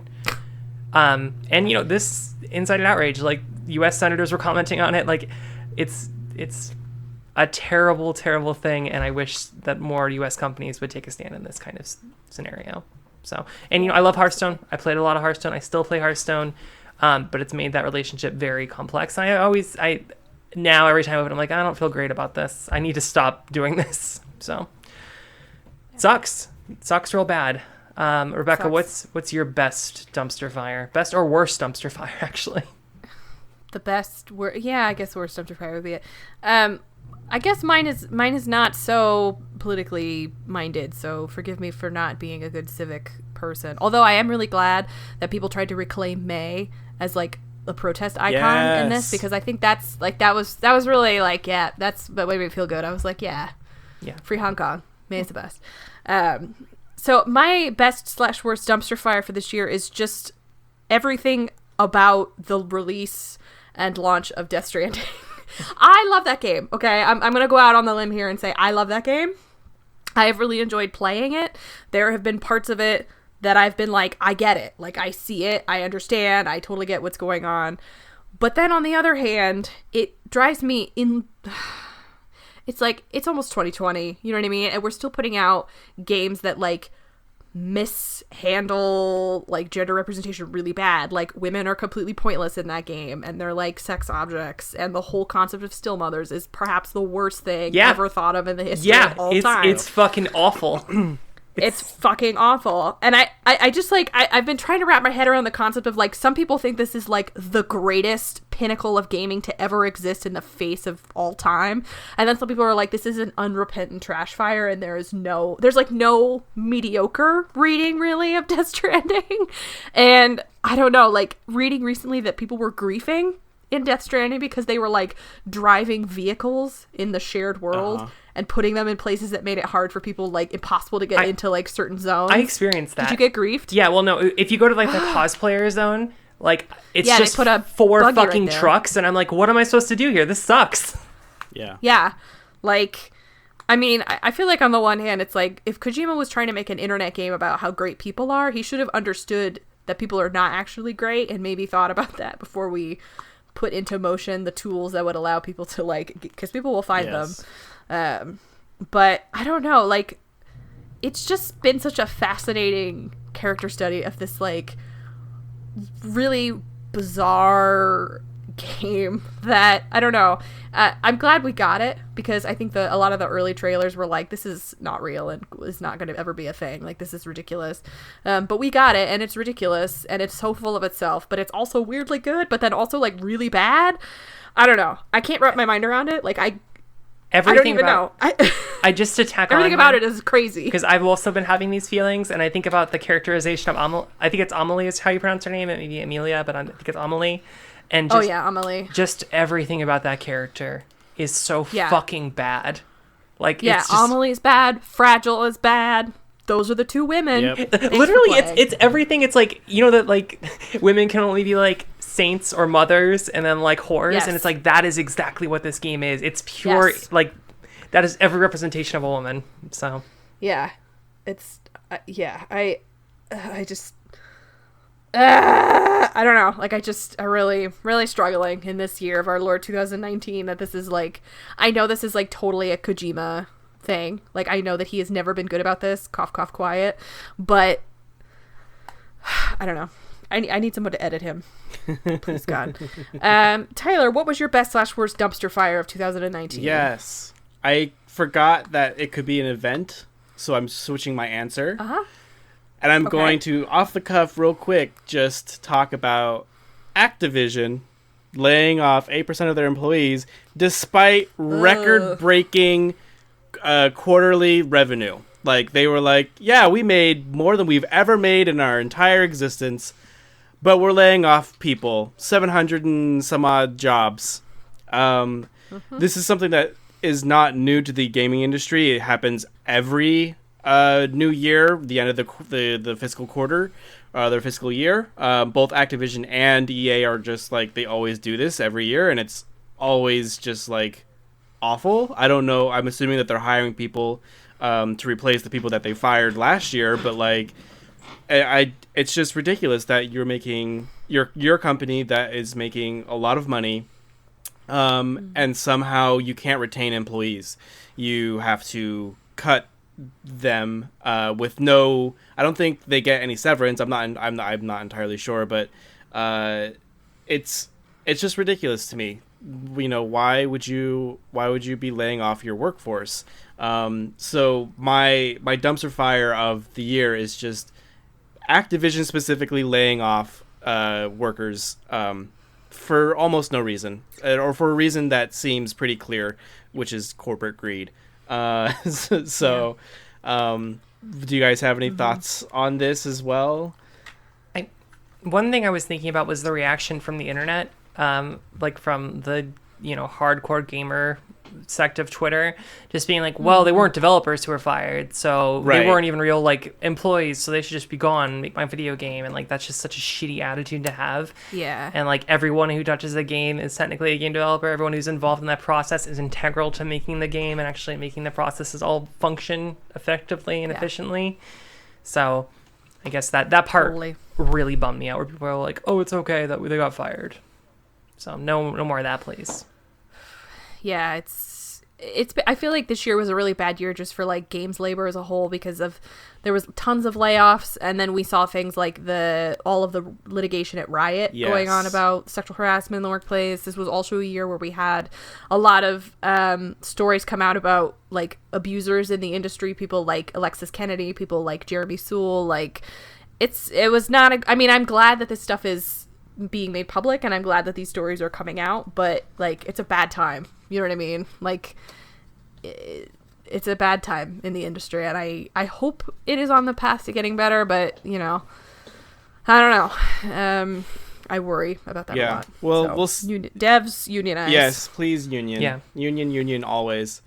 And I guess maybe I'll just since we're just shitting on game companies, what was up with THQ Nordic going to 8chan for a press event? Was that this year? That was this year. That was this I year. had to look that up just now because I was like, oh my god, I would have chosen that instead. But also, it kind of goes hand in hand with game companies just fucking up this year. So that's my dumpster fire moment, is all the huge game developers, companies I should say, not the developers, but the companies fucking up.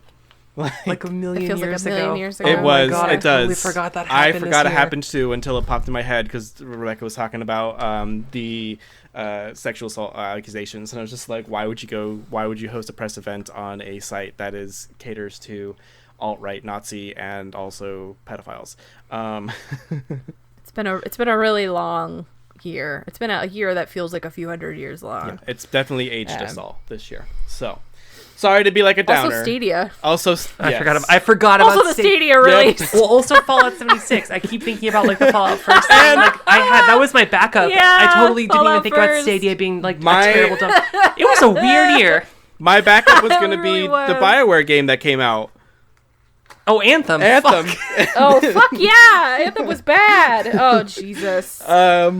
Oh, we are so Save bummed. us. Take us out of this category. Okay. So our final category of the night is, I think, a favorite for everybody. That is Best Indie Game. Tyler, would you like to get us started with Best Indie Game? Best Indie Game 2019. It's going to be a surprise to everyone because it's Overland. Oh, wow, yeah, really? I thought you bounced off of it. Did you bounce back into it? So I bounced off of it, but like the time that I spent with it, I did get back into it. They made some nice. updates, made some a little bit of quality of life updates. It's a little bit better than when I initially had played it. I just really love like the journey. Every year I feel like any game that can capture me in a way like Minecraft did, where it just completely like sucks me in and that's all I can think and focus on for like days on end, that's a game that deserves, to be recognized. And just Overland, made by Finji. It's been in production for years and years, and it's finally released this year. Had kind of a rocky start because mechanics were a little not well thought out, or they were well thought out, but in obviously within retrospect, or now that it's out, they got feedback and they were able to make quality of life adjustments. But I don't know, I love that it tells a story without any words. It's you surviving against these really weird post-apocalyptic aliens that you don't know exactly what's going on. There's very small allusion to what they are, what they're doing there, how they got there. And then you just pick up these random characters along the way, and they can be, a man or a woman or a dog, or it could just be all dogs and no humans and complete the game that way, which is fantastic. That's the way I like to play. It's fantastic, but it's a completely different game if you do that because you can't drive a car. Let dogs drive the car, Finji. Yeah, 2020. I think dogs should vote. Yes. But no, I mean, like, so it's a really interesting game. I think people should spend their time with it. It's on Apple Arcade, so if you want to spend $5, you can play it on your phone. I've been playing it on the Switch, which is my preferred way to play it. Just on my iPad, it doesn't. It's actually pretty nice on the iPad. Honestly, I don't know how it would feel on an iPhone, so I don't know. But an iPad's great. It's hard. It's actually almost impossible. I played it on the iPhone. I can't read for shit. And I keep pushing the wrong buttons, and so the reason why I bounced off that game was because it sucks on an iPhone. Right? Yeah, because it's a little unforgiving on I guess to kind of explain how it works is you basically move. You have a set tile squares that you can move, and then once you move, that's it. You can't really undo it. Unlike Into the Breach, where you could move something and then backtrack, but you can't really do that in this game. And so doing that, misclicking and not moving properly can really mess you up and leads to frustration. But I just really enjoyed this indie game that came out. It's something I've been looking forward to all this time. There are a bunch of really good indie games that came out this year, but this one just was the one that really enthralled me. So, and I mean, cool. Outer Wilds obviously won Game of the Year for me, so I can't say it's the best indie game. So, but Rebecca, what's your best indie game of 2019? So I traditionally use Best Indie Game to cheat and give another game Game of the Year. So my Best Indie Game of the Year is Outer Wilds. Yeah! That's right. I'm a chicken shit who wanted to be Control and Outer Wilds, and so this is how I did it. Obviously, Outer Wilds, for all of the same reasons everyone has said. I think it is one of the most tightly designed games have played in forever, in my whole life. And one of those games that, the amount of hype I think surrounding it was justified, and going into it I was like, there's no way, but then it fucking did, and it went there, and it was an immensely enjoyable, satisfying, thoughtful, I don't know, I've been thinking a lot about how that game ends, and sort of the kind of message that it ends on, and I don't know, I find it to be very, very, very beautiful. Very thoughtful, and I don't know. it's hard. It just like touches on such a strange emotion that I think a lot of games don't do, and does it with such like genuine earnesty that I don't know. I feel like this will stick with me for a really long time. Yeah. So I have to give it a lot of credit for just being good through and through. So yeah, Outer Wilds for me. Olivia, what is your best indie game of the year? So this one was really hard. I feel like there's a lot of good indie games that came out this year I just didn't get a chance to play. Like I didn't get a chance to play Baba Is You. Same. That seems like one of the best games of the year, but that game is great and hard. It's really hard. One game I did play through to completion was Piku Niku, which is so cute. And that's my best indie game of the year. I feel like that game is kind of like exemplifies a traditional indie game of like it's a 2D platformer that has like an amazing story, a really cute art style, really great sound design, and just that opening is fucking hilarious. I know. When he takes off the hat, there's a smaller version of him on his head. It's so good. It's so amazing. And just like I played a little bit of the co-op just to try it out with Ruby, and just like moving around in that world is fun. Kicking things, jumping around. It's amazing. I think, Rebecca, you talk about how, like, do you like joy? And I think that's the vibe I get from this game is do you like the feeling of do you like moving your character around and just feeling like that's hilarious and funny and I want to experience it? And that's where I was at with it. So I think everyone should. It's like 4 hours long. It's really short. Everyone should give Piku Niku a shot if you can. Yes. What is amazing to me about Piku Niku is that it tells like a really thoughtful story about capitalism using shapes and colors. Like the little, and like the surveillance state, like all the little like cameras that pop up everywhere. Oh, that was really good. Yeah. That's a really good game. Yeah. So that was a really good pick. Thank you for bringing it home. Is Deadly Premonition an indie game technically? Because that was also on my list, but I'm like, I don't know if it's qualifies. I don't know. I like knew I had to mention it. That was why I put it under best re-release, because I was like, somebody has to mention it. Ugh. Cursed. Truly the most cursed video game. Truly the most cursed video game. All right, so those are the posties for 2019. A ton of really amazing games on this list, all of which we recommend wholeheartedly. I think many of us have played all of them in some capacity, so I feel like they come with the greetings from seal of approval. And so I would like to close out our pod and our year by looking forward to what is coming over the horizon in 2020. And so I had given you the task for this week's salutations to think about what games you're most excited to see coming out in 2020, assuming that release dates hold and stuff actually comes out. I feel like it's always interesting to revisit this the next year and see what we actually got. Like, apparently Crackdown 3 was on my list last year, and that game was awful. That's a trash fire. We missed that trash fire entirely. This is how that game out to die. That was a really bad time. This whole year was a trash fire. And, like, I want to hope 2020 will be better, but it won't. We just have to own up to ourselves. All right, so Livy, would you like to get us started with the upcoming games that you're most looking forward to in 2020? Sure. I don't want to hog it all, but Animal Crossing, y'all. Animal Crossing Horizons, that's coming out real soon. Cyberpunk 2077, that's coming out. Hopefully. I have my doubts, but hopefully it comes out. Doom Eternal, I think, is actually going to make it out this year. I believe in Doom Eternal. Yeah. I feel like it's a good shot.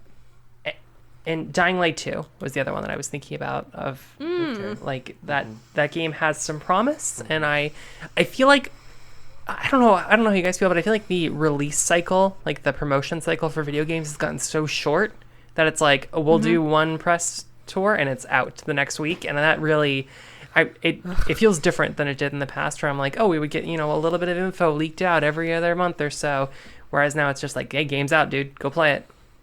So it's really hard to judge what's actually going to come out. Totally. Rebecca, what does your looking forward to in 2020 list look like? So I obviously want to echo some of the same ones that you mentioned, like Animal Crossing. I'm like literally counting the days until Animal Crossing can be in my hands, and then I can forsake all other games and just play Animal Crossing forever. I would also say Cyberpunk 2077. Like, I think there's a lot of drama about that game, but I want it. I want it to be good. I wanted to put it in my hands, and I want to touch it on my face, and I want it to not be a trash fire. but I also have my doubts. We'll see. So, obviously what you have already mentioned, but I would also give a shout out to Deadly Premonition 2, a game that did not deserve to get a sequel, but absolutely is getting one, and I'm very excited about that. I would mention as well Ghost of Tsushima, that samurai game that I think is going to release, and I hope is not going to be next year's... What was the zombie game with the motorcycles? Days Gone. Days Gone. I hope it's not going to be 2020's Days Gone. I would also say Elden Ring. I don't know if it's going to come out next year, but I'm praying FromSoft. I don't know, man. Gods give Elden Ring. They crank games out over at FromSoft. Like, they just keep it going, so... Yeah. Also, Control's DLC is coming out next year. Baby, Alan Wake DLC, baby! That's all that matters. Tyler, would you like to finish us off with what you are most excited about in 2020? Yeah, I'm so sorry. I don't mean that this is breaking news, but a new trailer is apparently going to be at the Game Awards for Elden Ring. So I just looked up Elden Ring. Yay! So sorry, I just didn't mean to interrupt y'all. Relevant. Woo, woo, woo, woo. I love this time of year. This is not going to I know. This is not going to be relevant when people listen to this podcast in 2 weeks. They'll be like... But they'll know it. They'll have already seen it, and they'll like, know our fools. joy. Or they'll laugh at us. Or they'll be like, it's coming out right now! What? It's already out. And you can download it right now! God, can you imagine? Oh, I would be so pleased. I think they would sell... It would be the highest selling FromSoft game ever, I think. Like, beyond Bloodborne. So here's what I'm excited for in 2020. I'm excited for Half-Life 2, Alex. I'm dropping that $1,600 on a VR headset and gaming GPU that can play it. Your new Valve Black Card is here. Right, please process my payments. I'm looking forward to Psychonauts if it does release. It was pushed from this year to next year, but there hasn't been any official date. I'm looking forward towards The Last of Us 2. I have my reservations about it. I had reservations about the first one, and then that turned out phenomenal. So we'll see how this one goes. And then last but not least, something maybe people might have forgotten about is I'm really excited for the System Shock 2 that's coming out. The re-release. Oh yeah, the remake. The remake, yeah. Yeah. So That's I'm excited to see more on that. There has been nothing about it other than it's just supposed to come out. So hopefully they can keep their promise and it's all good. But those are the games that I'm looking forward to off the top of my head right now. So I'm also excited for Elden Ring and Animal Crossing. So it's gonna be a good year, y'all. Oh, and of course Resident Evil 3, the remake as well. But we know that. It's all good. So it's releasing on my birthday, basically. So nice. I want Nemesis spooky teeth. I just really like his teeth. I just be thinking a lot about his teeth because I think that was just a really good stylistic choice. Who's the other guy? I don't know. It's Jill Valentine, and then who's the other guy? Oh God, he's some on the box art. Who is that? I don't know him. I don't know. Is it the dude in yellow? Does he have a yellow jacket on, or is it? I don't know. It's the guy with the dark kind of curly poof hair. I think isn't he one of the members of the Umbrella Team Elimination Squad? Oh, that you or whatever? run into? Yeah, and then they work together for a minute. I think there's okay. It's not Brad Vickers, I don't think. Doesn't he die immediately? You meet him in 2. You watch him get murdered or you meet him in 3. He gets murdered by Nemesis. Yeah. Yeah. So I don't think it's I think I saw online that it was Carlos, but I was like, I don't know if I know Carlos. I was like, Jill Valentine, yes. Carlos. They gave Jill Valentine pants, and I'm very excited about that. So yeah. I think if you pre-order it, you could get her original outfit, quote unquote.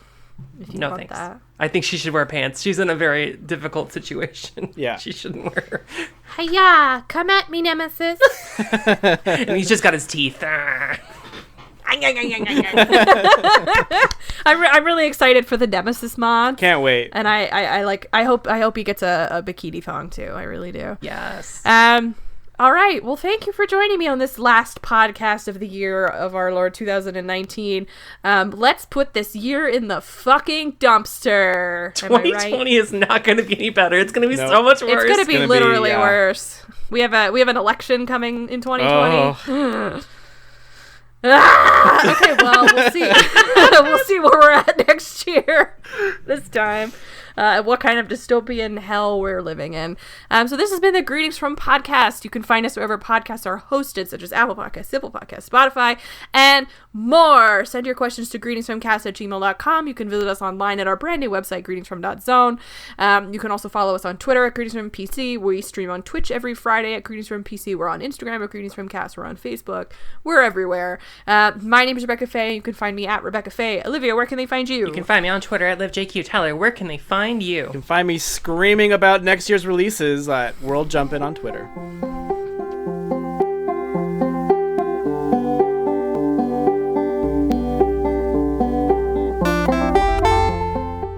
Congrats, gamers! You made it to the end!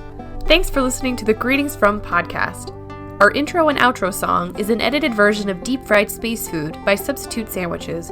You can find a link to the song, along with links to all the stuff we talked about this week, in the podcast description. Find us online at greetingsfrom.zone, where you can listen to more episodes, find out more about your dangerously good-looking and charming hosts, and catch up on our blog. You can also follow us on Twitch and Twitter at greetingsfrompc. Send your questions, messages, or anything you'd like to greetingsfromcast@gmail.com, or call us direct at 347-642-6377. Until next time, happy playing!